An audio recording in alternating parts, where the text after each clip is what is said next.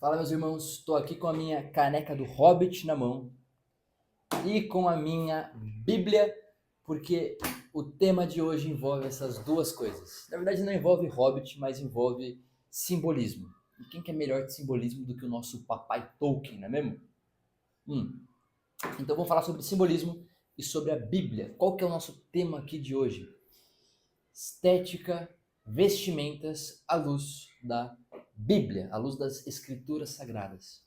Porque a gente não ouve muito falar sobre o que a Bíblia tem a dizer sobre roupas, sobre vestimenta. E, incrível que pareça, a Bíblia tem várias histórias onde a roupa é um tema central da história. E a gente muitas vezes nem percebe isso, porque a gente está condicionado a não prestar atenção, a não achar que roupas, que a nossa imagem é algo importante. O que importa é a minha alma, o que importa é quem eu sou por dentro, o que importa é a minha salvação individual e do mais, não estou nem aí, é ou não é? Não é esse o discurso que a gente ouve? Mas olha só, esse discurso é uma meia-verdade, não é uma verdade bíblica. Por quê? Porque os gregos tinham esse dualismo, né? Que a alma é algo bom e o espírito, a matéria, é algo mal. Então eu tenho que buscar me afastar do corpo, opa, eu falei, do corpo, e me aproximar do espírito, me aproximar da alma. E essa noção está tão impregnada que isso é uma coisa que os religiosos de hoje em dia acreditam, mas também aqueles que não são religiosos também acreditam, que o que importa é o que está no nosso interior, não é mesmo? Então não importa a minha imagem, não importa como eu me visto, não importa quem eu sou por fora, o que importa é o meu interior. Só que isso não é bíblico, tá? Não é bíblico. Por quê? Porque o ser humano, à luz da Bíblia, é corpo e alma. Nós não somos uma consciência presa a um corpo. Nós não somos também um corpo que não tem mente, não tem alma, como acreditam os materialistas. Não. Nós somos a junção de corpo e espírito. Porque quando Deus cria o homem, ele pega a matéria, ele pega aquele pó, aquele barro e sopra o seu ruá, o seu espírito, o seu sopro, o seu vento. E a partir da união de espírito e matéria é que nasce o homem. É que nem esse discurso, né, de que o Brasil, os portugueses destruíram o Brasil, o português quebrou com a identidade do Brasil, e mais ou menos, né? O Brasil se torna Brasil a partir da junção entre Portugal e os indígenas do Brasil, né? Mas isso é fugir um pouco do assunto. O ponto é, nós somos um ser íntegro, integral. Nós somos corpo e alma. Não dá para separar. Tanto que quando se separa corpo e alma, é quando acontece a morte. Separar corpo e alma do ser humano é equivalente a ele morrer. Né? É o que Deus fala para Adão. Você vieste do pó e ao pó retornará. O seu corpo voltará a ser só pó. Então, a gente não dá muita ênfase sobre vestimenta. A gente acha que só importa aquilo que a gente é por dentro. Mas não é tão simples separar aquilo que a gente é por dentro daquilo que a gente é por fora. Porque o nosso interior, a nossa alma, a nossa mente vai se expressar no mundo físico. É por isso que Jesus fala: o homem bom tira coisas boas do seu bom tesouro e o homem mau tira coisas más do seu coração. Né? Ele também diz que a árvore boa produz fruto bom, a árvore boa não pode produzir fruto ruim e a árvore ruim não pode produzir fruto bom. Então, o nosso coração, a nossa mente, a nossa alma vai se expressar na nossa realidade física, na realidade concreta. Não tem como eu ser generoso se eu não dou o dinheiro. Eu não posso ser generoso na minha alma e não generoso e mesquinho no meu corpo. Não é uma coisa só. Meu coração é generoso, portanto, eu dou o dinheiro. Faz sentido? Se eu sou generoso por dentro, mas eu não dou dinheiro, eu não sou generoso porcaria nenhuma. O mundo físico e o mundo espiritual são unidos, tá? Então, por conta disso, eu acho que seria interessante a gente começar a estudar um pouco, entender um pouco, meditar um pouco sobre a questão da vestimenta na Bíblia. Essa série de vídeos que eu comecei a fazer aqui não é um manual de como se vestir, tá? Não é esse o propósito dessa série. Apesar de que talvez você possa mudar um pouco o seu estilo baseado naquilo que a gente vai conversar, não é o propósito. Eu também não sou um grande especialista em moda, então não é esse o foco da nossa série de vídeos aqui. Você talvez mude de opinião só para esclarecer. por entender alguns aspectos simbólicos e o propósito que a Bíblia diz que as roupas têm, nas histórias que a gente vai ler. O propósito dessa série é a gente analisar um pouco o simbolismo da imagem, o simbolismo das vestimentas. Beleza? Então, vamos começar aí em Gênesis. A gente vai estar na primeira história da Bíblia, que é Gênesis 1, 2 e 3. Vamos lá? Então vamos lembrar de uma questão, né? Deus cria céus e terra e ele unifica céus e terra na figura de Adão. Lembra? O ruá de Deus, o sopro de Deus junto com a matéria, junto com a lama. E ele cria esse mundo para Adão viver, ele cria o jardim do Éden para Adão poder desfrutar, para poder trabalhar, para viver e executar o seu propósito. E ali no jardim do Éden, Adão e Eva viviam nus, sem roupa. E eles não tinham vergonha. Porque nesse mundo não havia morte, portanto, não havia perigo, também não havia humilhação, não havia destruição. Então era um mundo perfeito. Adão e Eva viviam sem roupa, mas a tradição da igreja diz que eles eram cobertos pela glória de Deus. Em outras palavras, os pais da igreja dizem que Adão e Eva eram vestidos com vestes de luz. Olha que coisa bonita. Adão e Eva viviam nus, mas eles eram vestidos por vestes de glória, vestes de luz. Não havia razão para se esconder. Não havia razão para ter vergonha. E a própria nudez deles revelava aspectos da estrutura da realidade. Aspectos do caráter de Deus. Então, o homem, com a sua nudez, com os órgãos do seu corpo, né, íntimos, revela aspectos sobre Deus, da mesma forma a mulher. Então não havia motivo para vergonha. Mas, quando o homem come do fruto proibido, quando ele desobedece a Deus, céus e terra se separam. Céus e terra deixam de estar em comunhão. E naquele momento, a Bíblia é muito claro o texto, é muito interessante. Porque naquele momento, aqui no capítulo 3, versículo 6, Eva comeu, deu ao seu marido, que comeu também. Versículo 7. Os olhos dos dois se abriram e eles perceberam que estavam nus. Então juntaram folhas de figueira para se cobrir. Logo que eles pecam, a primeira coisa que eles têm é, primeiro, olhos abertos. Segundo, vergonha. Terceiro, eles se cobrem com folhas de figueira. Então Deus vem buscando diálogo com Adão, tentando saber o que aconteceu. Ele já sabia, mas ele queria que Adão confessasse, que Adão assumisse o erro, assumisse a culpa. Tem alguns teólogos que dizem que se Adão tivesse confessado o seu erro, se tivesse arrependido naquele momento, Deus teria perdoado e teria mantido os dois no jardim. Mas não foi o que Adão fez. Adão culpou a sua mulher, depois culpou o próprio Deus, saiu culpando todo mundo. Então Deus é obrigado a afastar o homem da sua presença. Ele faz isso depois de amaldiçoar o homem, amaldiçoar a mulher, amaldiçoar a serpente e amaldiçoar a própria terra, a natureza como um todo. Então agora o pecado entrou no mundo. Céus e terra não estão mais em comunhão. Adão e Eva não estão mais banhados pelas vestes de luz, pelas vestes de glória.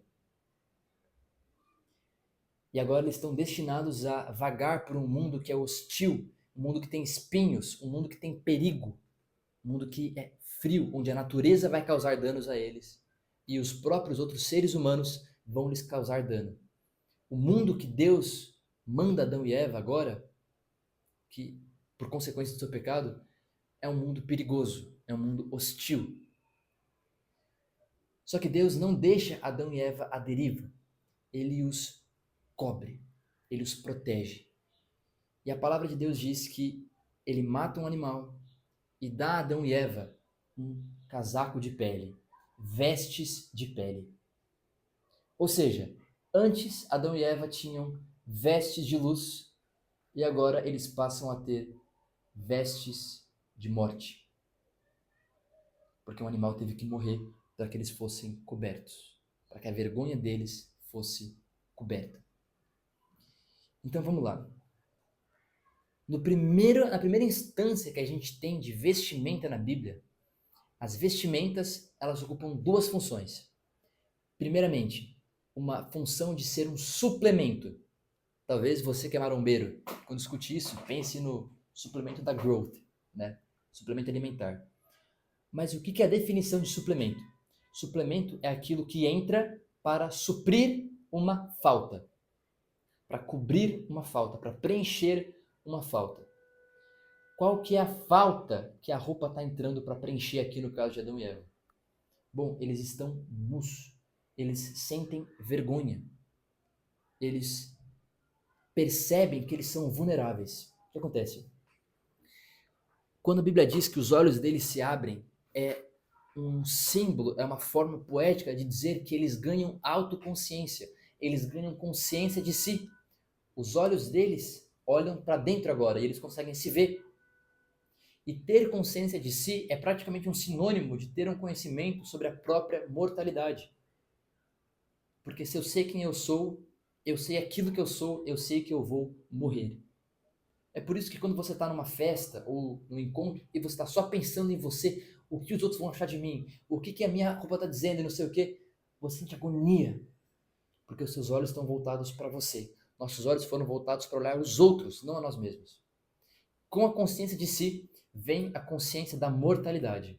Vem a consciência de como nós somos frágeis. E se eu sou frágil, se eu sou fraco, eu sei que o outro pode me matar. Então, Adão e Eva estão nesse estado de vergonha, de culpa, de medo. A roupa vem para suprir, para suplementar aquilo que está lhes faltando. Olha como é interessante. Hoje em dia, as pessoas continuam utilizando roupas para suplementar aquilo que lhes falta.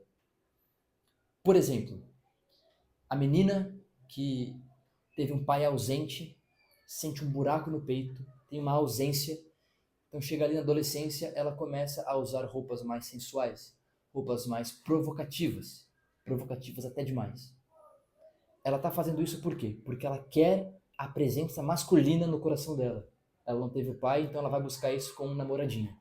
Como que ela faz para atrair o namoradinho? Com a roupa dela. Ela está suprindo essa ausência. Um outro caso.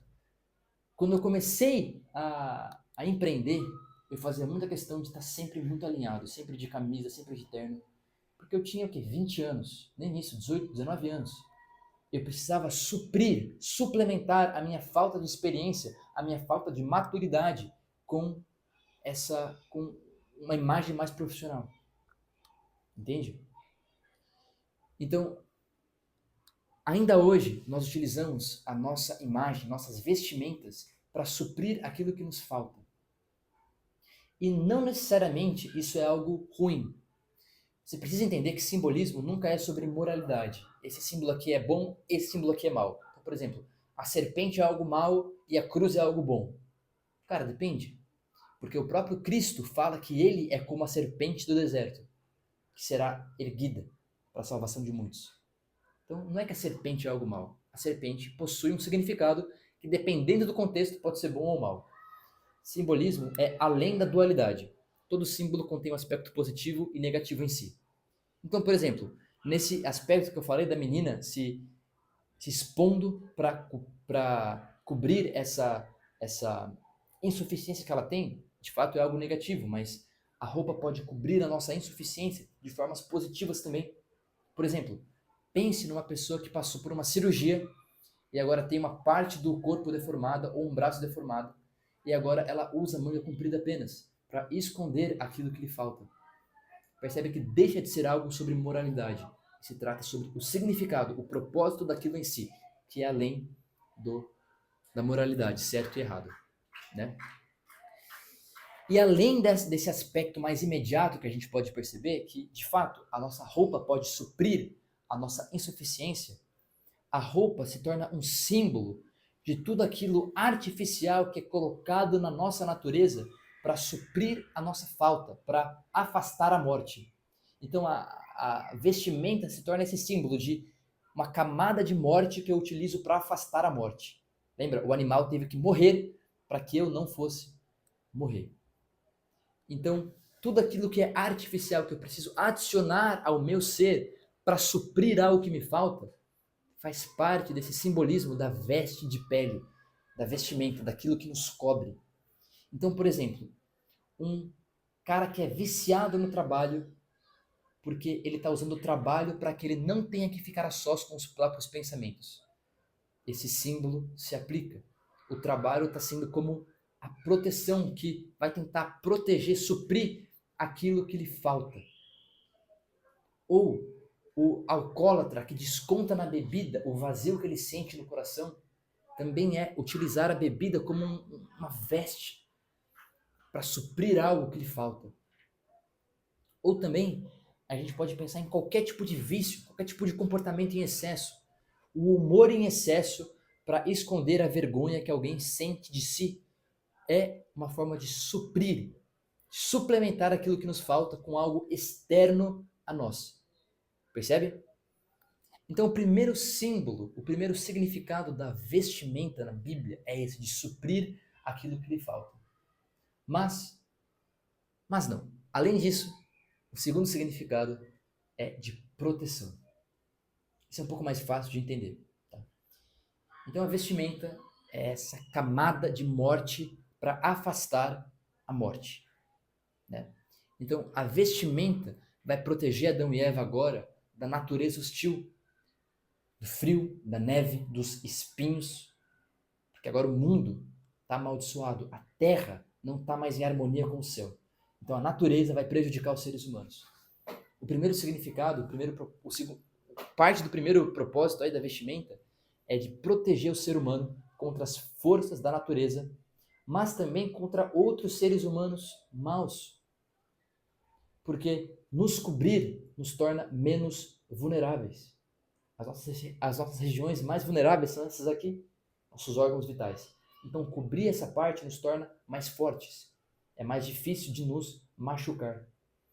E da mesma forma, as nossas vestimentas continuam podendo nos proteger. Tanto a vestimenta física, né, a nossa roupa, quando a roupa no sentido simbólico. Lembra? A roupa é aquilo que eu adiciono à minha natureza, uma camada que eu adiciono para me proteger, né, algo externo a mim. Então, por exemplo, um cavaleiro, ele coloca uma roupa para se proteger, no sentido bem literal, né, para se proteger. Mas uma drag queen também ela se veste como drag para preservar a sua identidade de drag, entende? Isso também seria uma questão de, agora que eu pensei, também seria uma questão de suprir algo que lhe falta, né? Na verdade, se aplica mais com a questão de suprir algo que lhe falta do que com a proteção. Mas um exemplo que eu dou é esse do cavaleiro. O cavaleiro continua se protegendo com vestimentas do seu atacante. Ou a pessoa que mora na Antártida, um esquimó. Um esquimó precisa usar roupas muito grossas para se proteger do frio. Percebe? Então, as nossas vestimentas nos protegem contra o mundo físico, mas também isso pode ser interpretado de uma forma simbólica. Aquilo que eu adiciono à minha natureza para me proteger da realidade hostil. Então, logo no início, a gente tem essas duas funções para a vestimenta, de acordo com a Bíblia. E, como eu falei, essa série sobre estética e a Bíblia não é o intuito de fazer você mudar de vestimenta, é de você entender a profundidade simbólica que existe nesses elementos. A gente vai ver várias histórias onde a roupa é algo central na Bíblia. E eu comecei a estudar sobre o simbolismo das coisas porque eu queria poder aplicar isso no meu trabalho como retratista. Poder fazer imagens que comunicassem algo, que comunicassem sentido profundo. Então, se você tiver interesse em saber como é que funciona o meu trabalho para criar uma imagem que é autêntica, que comunica coisas verdadeiras, coisas belas, comunica autoridade, você pode me chamar aqui no link do WhatsApp que está na descrição. Obrigado pela sua atenção, espero que você tenha gostado desse vídeo e a gente se vê em breve.